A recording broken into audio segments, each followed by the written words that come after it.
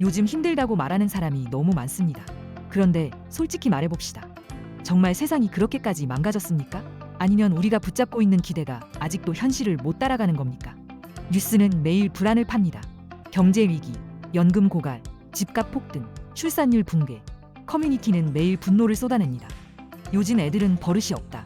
부모가 호구다. 남편이 문제다. 아내가 문제다. 그런데 가만히 보면 다들 남 탓은 잘하는데 자기 기준은 한 번도 점검하지 않습니다. 왜 이렇게 사는 게 힘드냐고요? 돈이 없어서? 세대가 달라서? 운이 나빠서?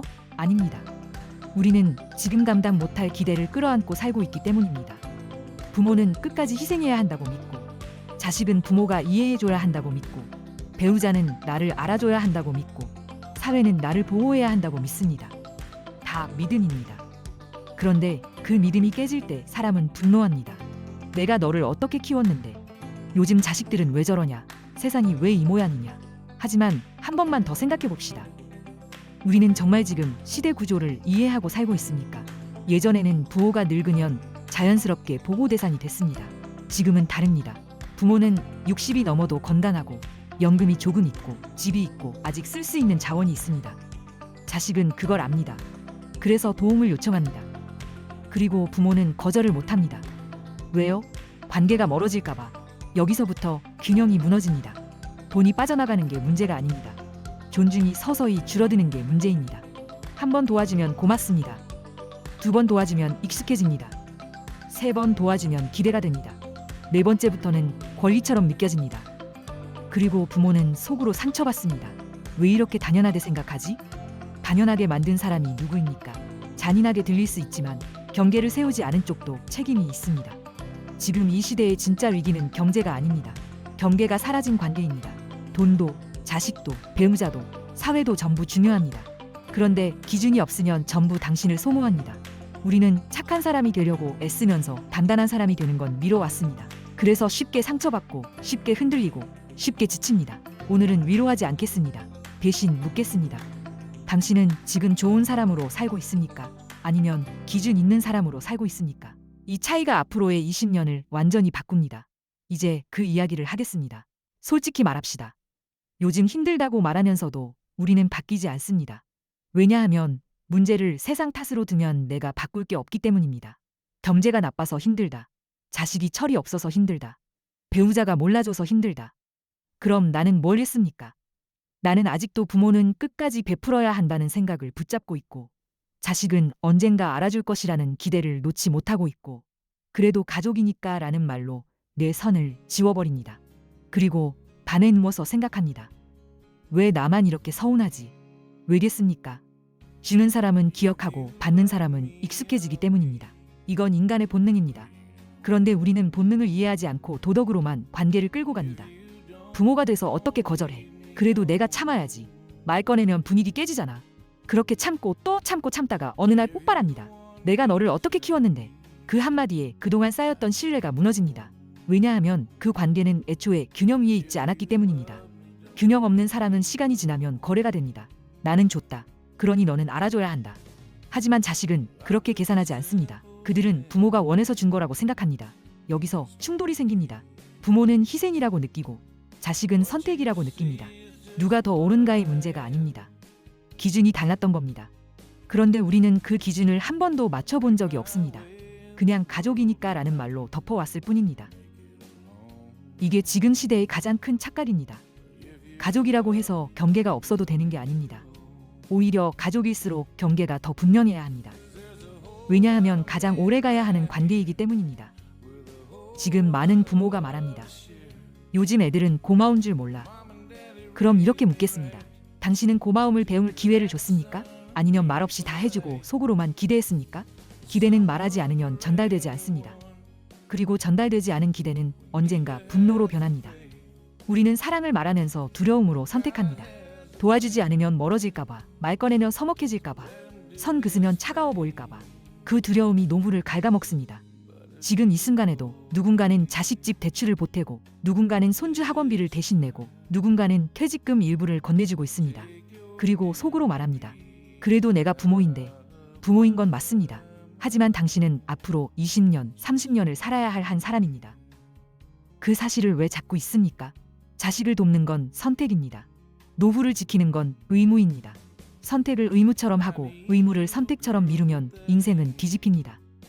지금 힘든 이유는 세상이 각박해서가 아닙니다. 기준 없이 버티고 있기 때문입니다. 이제는 착한 부모에서 내려와야 합니다.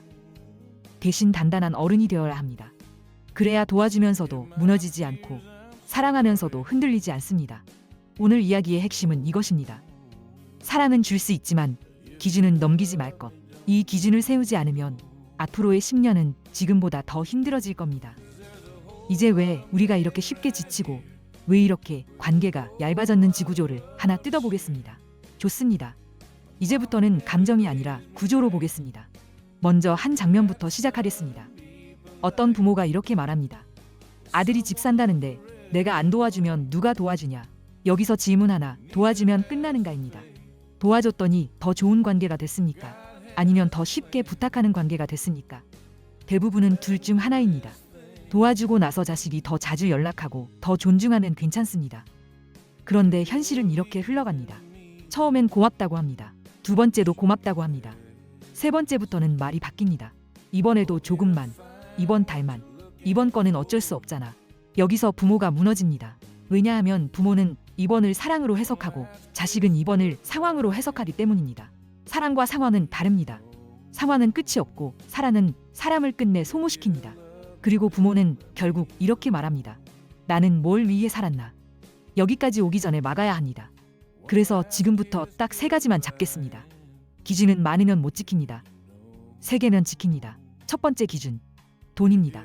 돈 얘기할 때 부모가 가장 많이 무너지는 순간이 있습니다. 내가 안 도와주면 나쁜 부모 같아. 이게 함정입니다. 돈을 주는 순간 부모는 좋은 사람이 되는 게 아니라 가능한 사람이 됩니다. 가능한 사람에게는 요청이 계속 옵니다. 그러니까 돈의 기준은 이렇게 세워야 합니다. 금액이 아니라 횟수로 기준을 세우세요. 1번, 2번, 여기까지. 세 번째부터는 상황이 아니라 습관이 됩니다. 그리고 습관이 된 부탁은 관계를 망칩니다. 부탁하는 쪽도 망가집니다. 받는 쪽도 망가집니다. 그래서 본 기준 한 문장으로 정리합니다.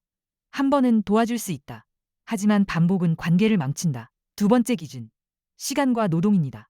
시니어가 제일 많이 놓치는 게 이거예요. 돈은 못 줘도 시간은 줍니다. 손주 봐주고 병원 데려다주고 집안일 해주고 뭐든 대신해줍니다. 근데 이게 쌓이면 부모의 삶이 사라집니다. 그리고 삶이 사라지면 사람은 짜증이 늘고 말이 거칠어집니다. 그러면 자식은 이렇게 말합니다. 왜 그렇게 예민해졌어? 그럼 더 서운해집니다. 그러니까 시간과 노동의 기준은 이겁니다. 상시되기 금지. 부모가 항상 비어있으면 자식은 부모 시간을 공짜로 생각합니다. 시간이 공짜로 느껴지는 순간 존중은 사라집니다. 세 번째 기준, 감정입니다 말입니다.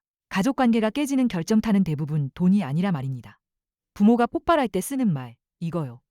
내가 너를 어떻게 키웠는데. 이 말은 부모가 그동안 참고 참았다는 증거지만 자식에겐 협박처럼 들립니다. 그럼 바로 싸움이 됩니다. 그래서 감정 기준은 이렇게 세워야 합니다. 참다가 폭발 말고 미리 짧게 통보. 참는 기간이 길수록 폭발의 강도는 커지고 관계 회복은 어려워집니다. 여기까지가 구조입니다.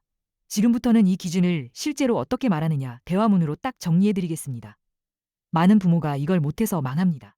말을 못해서 기준을 못 세우고 그러다 폭발합니다. 말은 길 필요 없습니다. 짧고 단단해야 합니다. 첫 번째, 돈 부탁이 왔을 때. 이번엔 내가 도와줄게. 근데 이건 한 번이야. 다음부터는 너희 계획으로 가야 해. 끝입니다. 여기서 미안한데 내가 이래서 설명 붙이는 순간 약해집니다. 설명은 설득이 아닙니다. 설명은 흔들림입니다. 두 번째, 손주 부탁, 시간 부탁이 왔을 때. 이번 주는 안 돼. 내 일정이 있어. 다음 주에 하루는 가능해. 중요한 건 불가능이 아니라 내 일정이 있다입니다. 부모 일정이 존재하는 순간 자식은 함부로 못합니다. 세 번째, 감정이 올라올 때, 폭발 직전일 때. 나 요즘 좀 힘들어. 이 문제는 이렇게 했으면 좋겠어. 이렇게 나로 시작해야 합니다. 너는 왜 그래로 시작하면 바로 방어전이 됩니다. 그리고 마지막 하나, 자식이 서운해하거나 삐칠 수도 있습니다. 그때 부모가 흔들리면 끝입니다. 그때는 이렇게 말합니다. 서운할 수 있어. 근데 내 기준은 여기야. 이 한 문장이 관계를 지키는 문장입니다. 여기까지 들으면 어떤 사람은 이렇게 말합니다. 그렇게 말하면 멀어지지 않을까요? 솔직히 말하겠습니다. 기준을 세워서 멀어지는 관계는 원래 오래 못 갑니다. 오래가는 관계는 기준이 있어도 남습니다.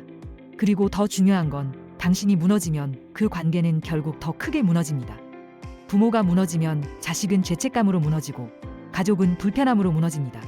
그러니까 단단함은 이기적인 게 아니라 책임입니다. 이제 마무리하겠습니다. 오늘 이야기 핵심은 복잡하지 않습니다. 돈의 기준은 횟수로, 시간의 기준은 상시 대기 금지로, 감정의 기준은 참다 폭발 금지로, 이 세 가지만 잡으면 노후는 훨씬 덜 흔들립니다. 마지막으로 이 질문 하나만 남기고 끝내겠습니다. 당신은 좋은 부모로 남고 싶습니까? 아니면 오래가는 부모로 남고 싶습니까? 좋은 부모는 지금 칭찬을 받습니다. 오래가는 부모는 시간이 갈수록 존중받습니다. 당신의 남은 시간은 칭찬으로 버티기엔 길고 기준으로 버티기엔 충분합니다.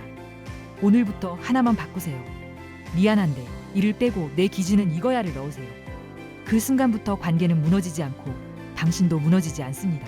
그런데 여기서 끝내면 그래 알겠어 기준 세워야지 이 정도로 끝납니다. 그럼 현실에 돌아가서 또 흔들립니다. 왜냐하면 문제는 자식이 아니라 당신의 두려움이기 때문입니다.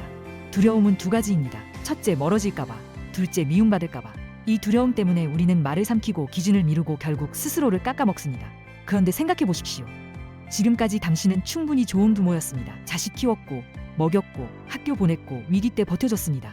이미 할 만큼 했습니다. 이제는 역할이 바뀌어야 합니다. 도와주는 부모에서 기준을 보여주는 부모로. 자식은 부모를 보면서 돈 버는 법을 배우지 않습니다. 경계를 세우는 법을 배웁니다. 부모가 모든 부탁을 받아주면 자식은 세상도 그럴 거라 착각합니다. 그건 사랑이 아니라 훈련 실패입니다. 그리고 또 하나 많은 부모가 이렇게 말합니다. 그래도 나는 다 주고 가고 싶다. 좋습니다. 그 선택 존중합니다. 그런데 질문 하나만 하겠습니다. 다 주고 떠나고 싶습니까? 아니면 다 주고도 남은 시간 동안 존중받고 싶습니까? 이 둘은 다릅니다. 돈을 다 주면 통장은 비지만 관계가 깊어지지는 않습니다.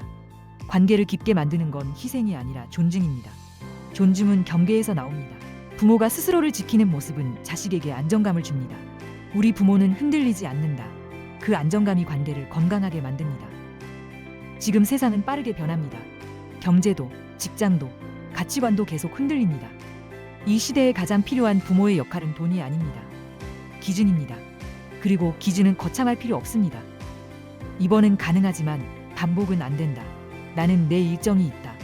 이 선은 넘지 않는다. 이 세 문장만 있어도 노후는 훨씬 단단해집니다.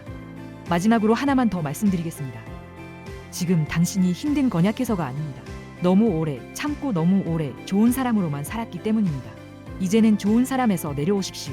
대신 단단한 어른으로 올라가십시오. 단단함은 차가움이 아닙니다. 단단함은 지속 가능성입니다. 노후는 짧지 않습니다. 앞으로 10년, 20년 아직 많이 남았습니다. 그 시간을 서운함으로 보낼 것인지, 존중 속에서 보낼 것인지 오늘 결정하십시오. 오늘 당장 큰 변화는 필요 없습니다. 다음 부탁이 왔을 때 한 문장만 바꾸십시오. 미안한, 네. 대신 내 기준은 이거야. 그 한 문장이 앞으로의 관계를 바꿉니다. 그리고 그 순간 당신은 더 이상 흔들리는 부모가 아닙니다. 존중받는 부모입니다. 여기까지입니다. 오늘 이야기가 혹시 불편하게 들리셨다면 그건 누구를 탓하려는 마음이 아니라 저 역시 같은 고민을 하고 있기 때문입니다. 누군가를 지적하려는 뜻은 전혀 없습니다. 저 또한 완벽하지 않고 여전히 배우는 입장입니다. 다만 우리 세대가 너무 오래 참고 양보하고 애써왔다는 생각이 들었습니다. 혹시 조금이라도 공감되는 부분이 있었다면 그건 우리가 약해서가 아니라 그만큼 책임감 있게 살아왔기 때문일 겁니다. 오늘 말씀드린 기준이라는 것도 차갑게 살자는 뜻이 아니라 우리 스스로를 조금 더 아끼자는 제안이었습니다. 이미 충분히 애쓰셨고 이미 충분히 좋은 부모였다는 사실은 변하지 않습니다. 그 위에서 조금만 더 자신을 돌보셔도 괜찮지 않을까. 그런 마음으로 드린 말씀입니다. 각자의 상황은 다 다릅니다. 정답도 하나가 아닙니다. 다만 이 긴 시간 동안 애써온 우리 자신에게 조금은 따뜻해져도 되지 않을까. 그 생각을 함께 나누고 싶었습니다.